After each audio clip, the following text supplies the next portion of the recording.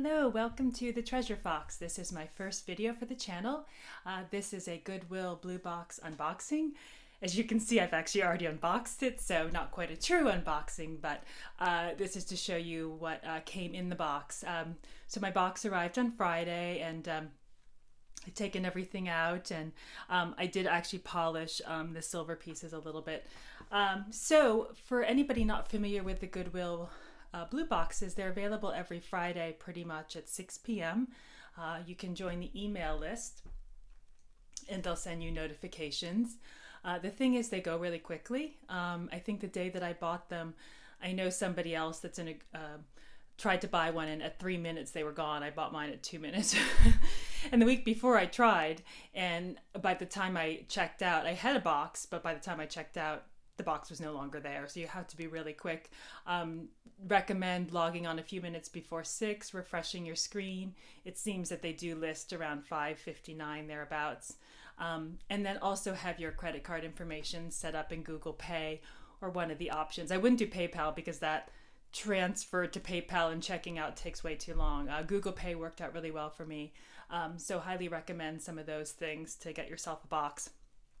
I'll put a link in the description so you can check them out. They offer 2 boxes of jewelry. This is the mixed jewelry box.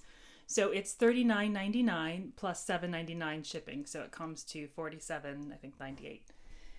They also have one which is a lot more jewelry, but it's more of a craft repurposing lot with some pieces in there that you could resell as well. I've seen a lot of people do those unboxings. I prefer the mixed jewelry. It seems to be a little bit more higher end. I did get quite a bit of silver, which was nice. So let me show you what I got. And just a little bit about myself. My name's Wendy, and I sell on both Etsy and eBay. Been doing that for the last few years. Jewelry, both vintage and contemporary, scarves and accessories. So I mainly source from estate sales, flea markets, consignment stores. I buy at auction and online as well, but this was my first Goodwill Blue Box. It was fun. It's kind of interesting to see what arrives. That being said, I do like to hand select what I buy because I can kind of see any damage and really look at a piece. But I do think online buying is a great resource during times like this, and in general. I know Goodwill Blue Box was actually closed for a little bit during the pandemic, but they did reopen. And but even throughout the pandemic, I was buying at auctions and other places as well. So let me show you some of the pieces I got. This is my favorite piece. It is a, whoops, the sun's coming in the window now. It is a Mayan calendar silver link necklace, and it is marked Mexico and 925 on the back. Really nice piece.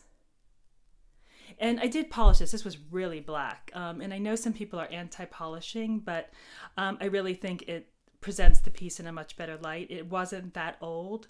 It feels like, maybe the last 10 plus years. It didn't really seem like a really old piece to me, so I didn't really feel like by polishing it I was ruining it. And I use just a buffing cloth because it is an enamel, so it's not the kind of thing I'd want to put silver polish on. And I can link to some polishing cloths that I buy on Amazon. So it's a black and blue enamel. There's that piece. This is a nice silver bow necklace, and it is marked. Let me see if I can show you.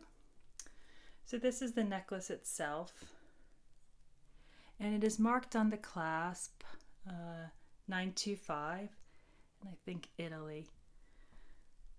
Okay, got those pieces.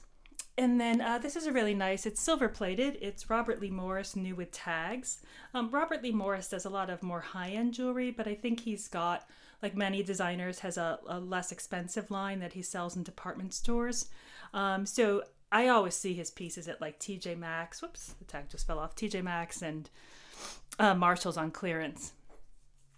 But it's nice with the tag, so that makes it easier to sell too. And they're not marked silver, but they're really nice earrings. They're kind of Celtic Irish looking with the woven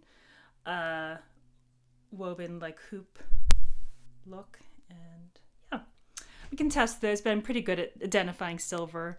And no marks, but it's definitely not plated. Because usually with the plated, you can start to see through when stuff has wear. And then this one, which is nice too, it is 3 butterflies. It's a bracelet with pink stones. And it is marked on the back. So there's a lot of light coming in the window now. CZ925. So hopefully you can still see some of these pieces. It's the afternoon light. Shooting this late in the day. And then this one, which is new with tags, Lia Sophia. And it's nice. I've never had one of their pieces before. I know they're popular in the Goodwill boxes. Not expensive jewelry, but you know, it's got a tag on it, you know, probably worth reselling. Otherwise, I'd put it in a lot if I don't decide to do that. And then this owl necklace from some company called Dancing Heart, and it's marked 925. Not quite my style, so I don't know if I'll do a silver lot, maybe put it in that. And then this bracelet, it's marked on this little oval tag 925.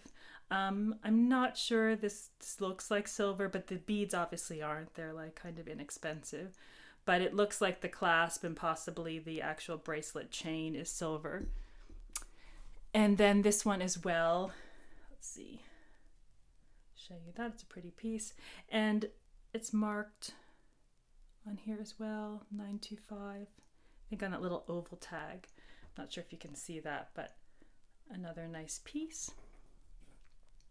And I will show you this one as well. This could be handmade. It's knotted. It's quite varying shapes of amethyst. It looks a little bit more handmade, but who knows? It could have been bought in a store as well. And then it has these. It appears to be a silver clasp. I don't think it's marked, but it looks like silver. So just a really nice amethyst hand knotted necklace. Put it down there.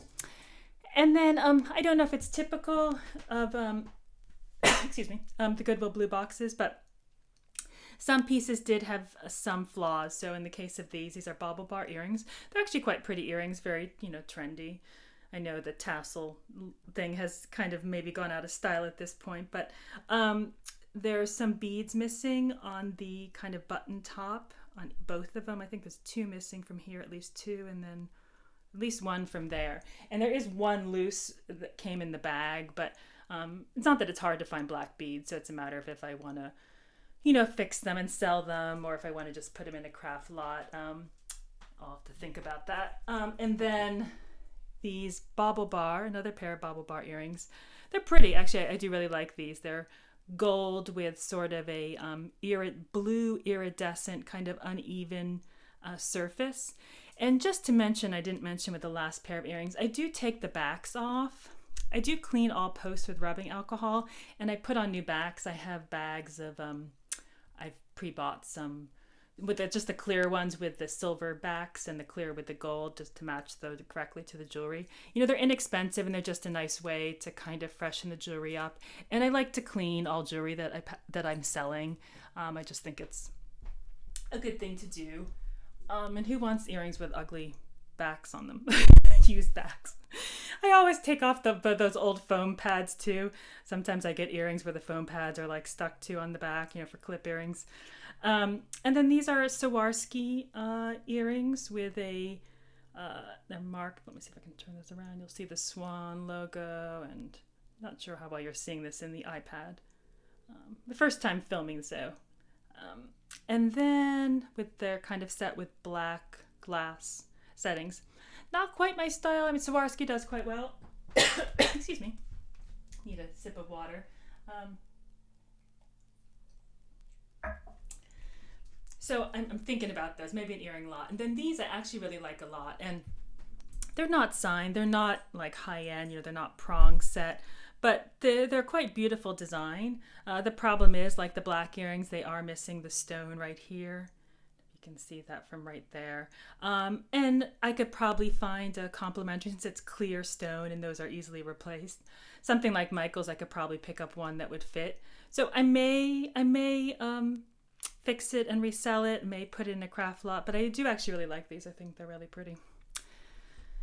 But personally, I have to say I find things easier to sell when it has a name to it. Not always, but jewelry is definitely easier to find as a buyer, and I think also easier to sell as a seller when there's, you know, designer names attached.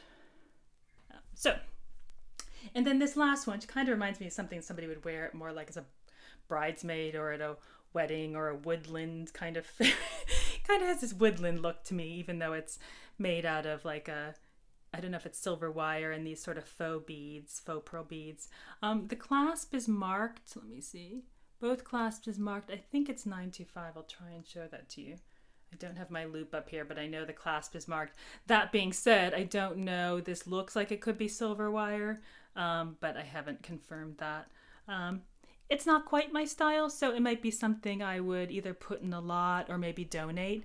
I do want to mention, because I source a lot locally from, we have some really fabulous church stores in this area, church thrift stores and places, I will donate if pieces are in good condition, like something like that. It's perfectly easy to resell. I may just, you know, I may not want to resell it. I kind of like to sell things that I really love. So if something's kind of, you know, not quite my thing, I don't mind donating it, unless it's really valuable, in which case I would sell it. But and the last thing I want to mention, whoops, I already took the top off, is the Swarovski box with a, it's like a hamsa hand, I think that's what you call. It's nice, it's new. So, and Swarovski is very popular. So it's like a hamsa hand with a outline of another silver hand. And then it's got an adjustable length at the top. You know, this necklace doesn't seem very long to me, so I'm not quite sure if you'd even need to use the adjustable part. But it's a nice piece. I do want to mention, as far as listings, I always disclose any flaws. So when I list something as new, in this case I might list it new other if that category is available. Sometimes it's not, because there's a flaw in the box, even though the necklace is new. You know, you just want to be very, you know, make sure you describe everything in detail so the buyer's not surprised with anything that they're getting. So I would disclose that in case somebody's giving it as a gift or wants the box in perfect condition. So these are all the pieces from that recent Goodwill Blue Box. I hope you enjoyed watching this. Thanks so much for joining me. I will be doing future videos, so feel free to subscribe at the link at the subscribe below. And then also please comment, let me know if you've ever bought a blue box or if you plan to, or any questions you may have about jewelry or anything you see here in the video. And thank you so much. Okay, bye.